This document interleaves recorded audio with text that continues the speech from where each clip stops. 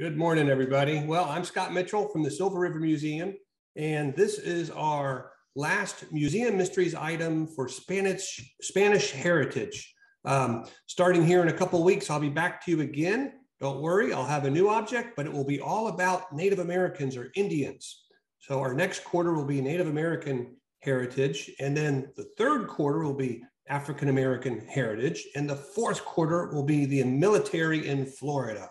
So we've got all kinds of wonderful museum mysteries to bring to you. But today I have a rather unique object. Some of you may already know what it is, and I'm not sure if your teacher had a chance to print your worksheets or not. Do you guys have these worksheets? If not, it's okay. Oh, I see people holding up worksheets. Great. Okay. So you see the little picture, right? I have the real thing right here with me. I'm going to hold it up to you. And it's a little awkward to get the, the thing pictured correctly on the camera, but here it is. This is the same object that is included on your worksheet, and I'm going to describe it to you. And why in the world would this have anything to do with Spanish Heritage Month? Well, we're going to talk about that.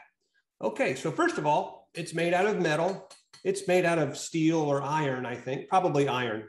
And it's pretty heavy. It weighs about as much as a 6-pack of soda. Okay, so like if you had a little 6-pack of Coke from the grocery store, it's about that heavy. And it's pretty long, right? You can see it's long, almost like a baseball bat. And it has a handle on one side. And it has these letters, these 2 R's on the other side. What do you think this would be used for?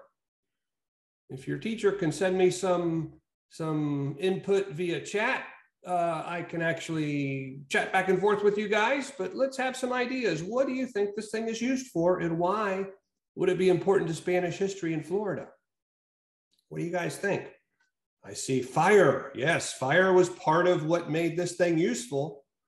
It's a signature or initials. Yep, we're getting warmer. Okay, so we're going to warm this up in fire, right? We've got that part. And it's somebody's initials. It's 2 R's. So it could be Robert Reed or Rebecca Roberts or whatever. Somebody's initials. Why would you want to get this thing hot? What are you going to do with it? What are you going to do with it? And does anyone know the name of this object? Poke the animal. All right, now we're getting closer. We're going to get this hot. It will be red hot, as a matter of fact. And it's called a brand. And you're going to put it on the animal's backside, and it will actually leave a mark with these 2 letters on the animal's hide. Now, why would we want to do that? Back in the old days, well, even now today, cows are worth a lot of money, right? So if you have a bunch of cows, you want to make sure that somebody doesn't take your cow because you're losing money. That's like taking money out of your bank account. So who brought cows to Florida? We're going back 500 years. Who brought cows to Florida? Were there cows here when the Native Americans were here thousands of years ago? Did we have cows or horses or pigs for that matter? Anybody know? We did not. No, that is right. The Spanish brought cattle. That's why this brand is so important to Spanish history in Florida. Cattle are still very important in Florida. It's a big industry. There are a lot of cattle ranchers in Florida, especially as you move further south, down around Lake Okeechobee. There's huge cattle ranches. And in the old days, we did not have fences. There were not barbed wire fences everywhere. So what would happen is, let's say, me and you guys and your teacher, we're 3 families that own cattle and we're neighbors. Well, because we don't have fences, our cows would go off in the woods and they would mingle together. They would have a big cow party out in the woods, right? And when it came time to round those cows up to maybe sell some of them, we would need to know who owned which cow. Your teacher owns that cow, I own this cow, you guys own that cow. So we would put our mark on the cow. All right. Now, I am going to go over and share my screen quickly. I've got a very interesting PowerPoint presentation with some good images that we will go through here. All right, can you guys see those okay? Give me a hands up. Give me a thumbs up if you can see them. Okay. So that is our brand. And then you can see the letters there, the RR. I actually traced it. So that's the exact brand. Okay, here is a picture of some authentic old brands. The one on the left looks like a J, it's laying down. This one in the middle has like a bar and then a square or a diamond. And then the one on the right is a diamond. It's kind of laying on its side, but that's a diamond. So these are different types of brands. These are actual old ones, and they would have been made by a blacksmith.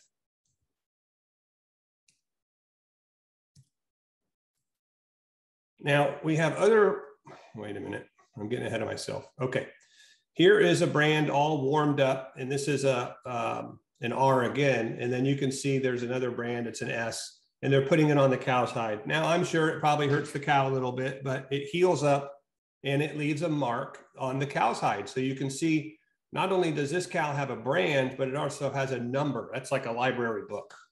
If I say, hey, go out in the field and catch number 4F2, you know exactly which cow I'm talking about, right? And then that brand down below, the little circle with the cross, that's the owner's mark. So here is a brand, and the piece of wood next to it has been branded, and you can see how the brand is kind of backwards. So on the brand, when you look at it, the Z and the 60 are backwards, but when you put it to the wood, it makes the image where you can read it correctly. So brands are always kind of backwards when you're looking at them, but then they work when you put them on the animal. Okay, we have other ways of marking cows. These cows have earrings with numbers. These are plastic tags. And this is the same idea, just to keep track of which cow, because different cows need different things. So, you know, the cow on the left might need medicine 1 month and the cow on the right doesn't. So you have to keep track of which cow is which, because they kind of look alike, right? Okay, now back to Spanish Heritage Month. The cattle that were brought here by the Spanish in the 1500s were brought here for food. They wanted to have steak and hamburger, so they brought cows with them.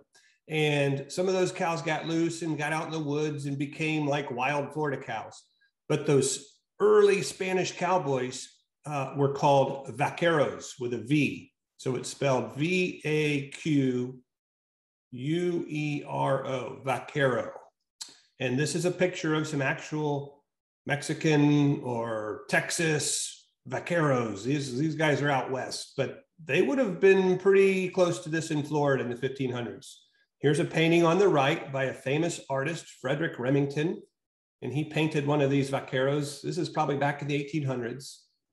And then in the upper left, you see these funny symbols. These are actually old Spanish brands. So it wasn't always an initial, it might just be a symbol, but those are actually old Spanish brands. And here is a painting of a vaquero at work. He has caught this cow. And what's he going to do with it? What do you think he's going to do with that cow? Well, he might brand it. Yeah, he maybe they're going to have it for supper. Or maybe they're going to make steaks. Or maybe it needs to be moved off to a different field with some other cows. But cows generally don't if you tell them what to do, they don't listen. So you have to catch them and make them do what you want. But this is a vaquero catching a cow. The Spanish cowboys in Florida back in the 1500s and 1600s would have looked a lot like this. All right, now this is where it gets interesting. They have different names for different types of brands, or different brands, I should say. So if you take the letter A, for example, if you look up here in the very left-hand corner, upper left-hand corner, you can see that's a regular A. But if you look all the way down in the lower right-hand corner, down here, this is an A upside down. They call that a crazy A. So they have different names for different types of brands. And if your brand was the Crazy A and you lived on the Crazy A ranch, if you were telling somebody where you lived, you would say, oh yeah, I live on the Crazy A ranch, and they would know exactly where you were talking about. So brands almost became like an address for the rancher too. Okay, now, remember I said cows are worth a lot of money, right? So what happens to things that are worth a lot of money? Sometimes people steal them, yeah. So it's not very good, but sometimes it happens. So this is an example of where people would steal a cow and they would change the brand so that the owner would not be able to prove it was theirs. So look at the top one. The brand on the left is called a bar S. It has a little bar, then there's an S. And if someone stole that cow, they could turn the bar into a 4, and they could turn the S into an 8. And so then the cow would be marked 48. So this is a way that you can change a brand. And back in the old days, it was very, very illegal. You would get arrested, and you might even get thrown in jail, or worse if you got caught stealing cows and changing brands. It was like stealing a car. So it was a big deal back then because cows were worth a lot of money, right?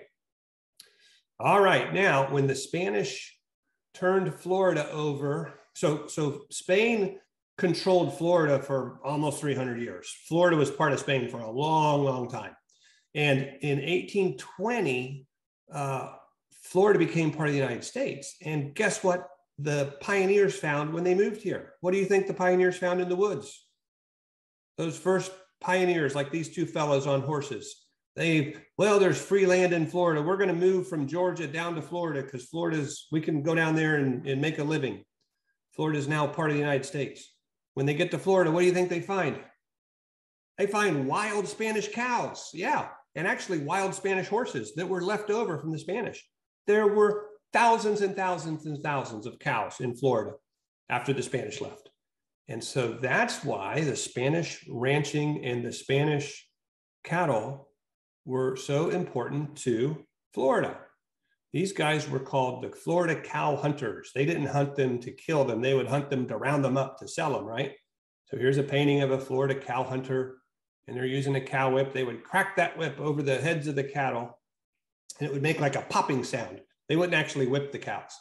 And the popping sound, the cows didn't like the popping sound, so they could make them move in a certain direction by making those loud noises, sound like a rifle shot or a firecracker. And then they also used dogs. The dogs would help herd the cows. So this is a cow hunter, and you can see the background. There's a bunch of cows herded up there. They would catch all those cows out of the bushes, and then they would take them and sell them. So those early Florida pioneers, they made a lot of money selling Spanish cows. Now, we think that it's very glamorous. Look at the picture on the right. What do you notice about this guy on the horse? First of all, his shirt is very clean and red. He's having a good time. He's riding this wild horse. Everything looks nice. There's no bugs. There's no mud. Well, in real life, look at the guy on the left. This guy has probably been working since before the sun came up. He looks pretty young. He's probably about 18. His horse is all dirty. He's all dirty. He's all sweaty. He probably smells. He's probably hungry. He's been out catching cows in the woods. It was hard, dirty work. So this is a picture that was taken near Fort McCoy, which is right here in Marion County, probably about 100 years ago. That's an old picture of a cow hunter from Fort McCoy. Now, we still use brands, or I should say ranchers still use brands in the United States, and people that are raising cows have to mark them. So here's a family, they're marking cows, they're branding cows, and you can see it's a group effort, right? They have the cow tied up on the right. You can see the rope to hold its feet down. There's another woman. She's probably sitting on the cow's head. Now this doesn't hurt the cow. It just makes them hold still for a few minutes. And then you can see the woman with the pink boots. She's actually got a brand, and she is branding that cow. They're putting their family mark on that cow, and then they'll turn it loose. But this is a family that's actually branding a cow, modern times. All right, and this is the last picture. These are Florida Cowboys, and you can see they still use dogs, and they are down, this is on a ranch down near Lake Okeechobee, and these guys are going out to round up some cattle, probably to give them medicine or sell them or something, but they still use dogs, and they still round up cattle with horses the old-fashioned way, because that is one of the easiest ways to do it. Now, I've got a couple things to show you. So this is a real brand, but it's not super old. You can tell the iron was bought, at a hardware store. This brand might be, it might be 40 or 50 years old, right? This brand, this is different. This is an old brand, and you can see it's a little different. First of all, it's short, and I want you guys to think about that. We have to put this into the fire. why would this be so short? Would I be able to hold this if this was red hot? Do you think that it would get hot and burn my hand? Why is this one short and this one's long?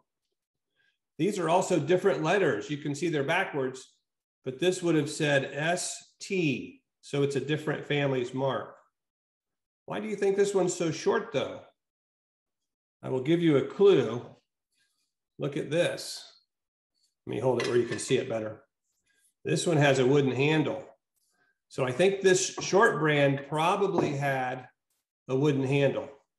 And that might have been to save metal. You can see that this one is actually hammered out by a blacksmith. It's not made with store metal. So probably to save metal, it would have had a wooden handle. Now here's the last thing I want to show you.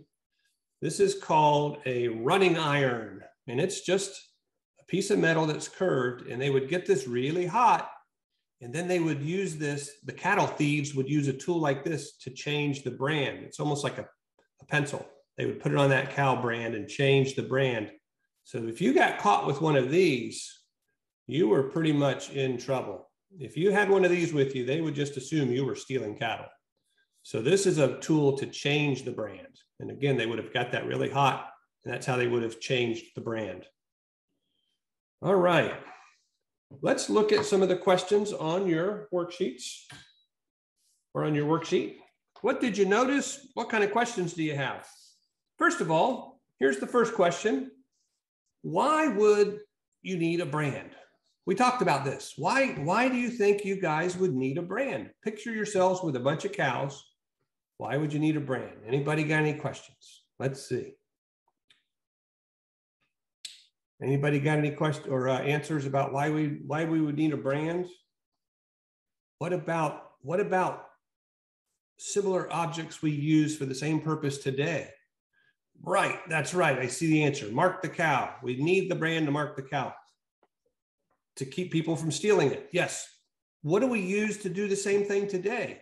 How do we show ownership today? There's even for other objects besides cows. What do you guys think? If you have something really valuable, what do you do with it? An ear tag on a cow? What about like a dog tag, you know, around people will wear an ID tag around their neck sometimes, or even runners and joggers will wear little bracelets in case they get hurt. And somebody's trying to help them, it'll say, my name is Scott Mitchell, you know, call this number if I get hurt.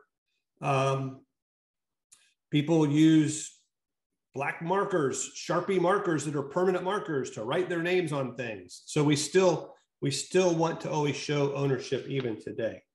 Okay, now here's a question for you guys. Number 3, explain why Native Americans, Indians living in Florida before the Spanish came to Florida, how come they would not have used this object? Why wouldn't they have used a brand? There's a couple of reasons. So the Indians who were in Florida before the Spanish came, how come they wouldn't have used a brand? Can anybody tell me that? I see some hands going up. How come the Indians did not use brands? They didn't have metal to brand. Very good. And what else did they not have? This is important. Let me put it this way. They were not eating hamburgers. They didn't have cows. Perfect. Good. Good. Okay. Here's the last one. And then I'll take some questions, maybe if you have them. How did the Spanish cattle lead to economic growth, businesses, you know, as to being people making a living? How did Spanish cattle lead to economic growth in Florida later on? Remember, I showed you the picture of those early Florida pioneers? And what did they find? Selling wild cows, exactly right. There is a great book called A Land Remembered. And in fact, they have a student version of A Land Remembered. Some of you guys may have seen it. It's a really good book to read if you want to learn about Florida history. And in that book, it talks about a family who comes to Florida, they're pioneers, and they catch wild cows and sell them. And they talk about how they did it. And it was tricky because, like I said earlier, cows don't listen to you like a well-behaved dog will, right? They kind of have a mind of their own. Okay, so do you guys have any questions for me? You've had some great answers. We've got some time left. And if you all have questions about these brands, these objects, or just the Spanish explorers. And by the way, the Spanish explorers and the Spanish settlers, they brought cows, chickens, and horses to Florida. They brought those animals all over the place. None of those animals were in North America or South America before the Spanish came. Okay, are there any animals that we would brand besides cows?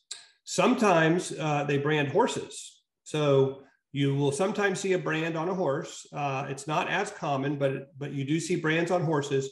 Oftentimes, I think out west with really big ranches where the horse might be roaming, they have lots and lots of acres. They brand horses. I don't think they brand cows. A lot of times they'll make a mark on the cow's ear, or pigs, I'm sorry. I don't think they brand pigs. They'll make a mark on the pig's ear. But I think it's mostly cows and horses are the other animals they brand. Okay, if you move or change your name, could you use the small brand to change the brand? That's a good question.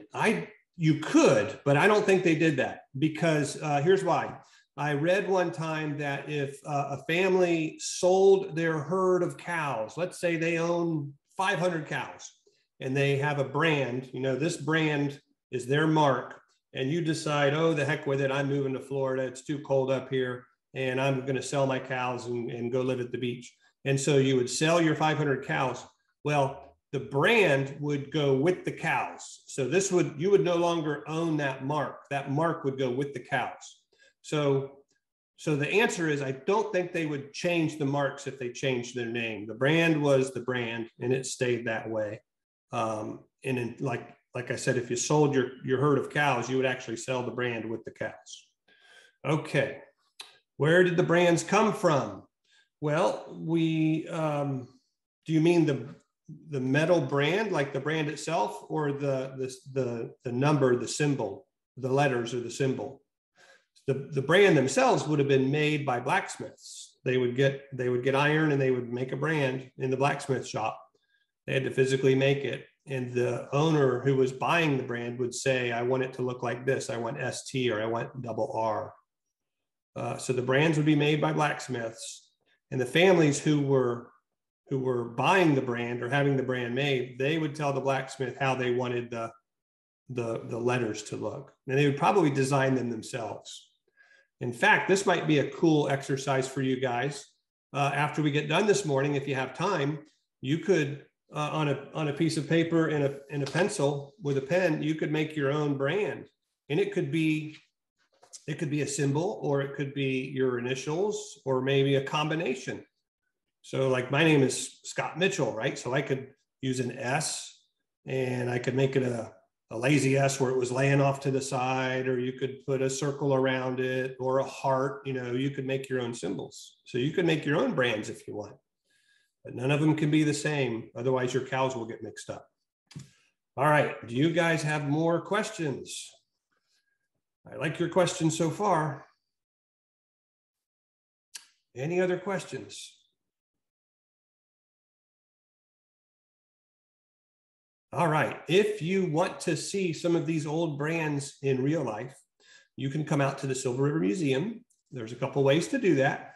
We are open every Saturday and Sunday, and hopefully we start seeing students again one day soon. But regardless, the museum's open every Saturday and Sunday. It's out at the Silver Spring State Park. And we also have a big event coming up in November called Ocala Country Days. And we will actually be sending passes to the schools where you guys can all go to Ocala Country Days for free if you want to. The students get in for free. So in the back room, in the history room of the museum, there's actually an exhibit about cow hunters in Florida, and there's some old brands in that exhibit. You can see some of these antique brands in real life. All right, Mr. Franz, do we have any more questions? Are you guys good to go? What do you think? You're good. All right, boys and girls, excellent questions. I hope to see you in a couple weeks. And remember, the next item for Museum Mysteries is going to be a Native American item, okay? And it will be a mysterious object that the prehistoric Indians used in Florida. So I hope you guys have a great rest of the day and rest of the week. And if you make your own interesting brand, send me a picture of it or send me a drawing or a copy. So I hope you guys have a good day, and thank you for joining me, and I will talk to you again soon. Bye. Bye-bye, guys. Have a good day.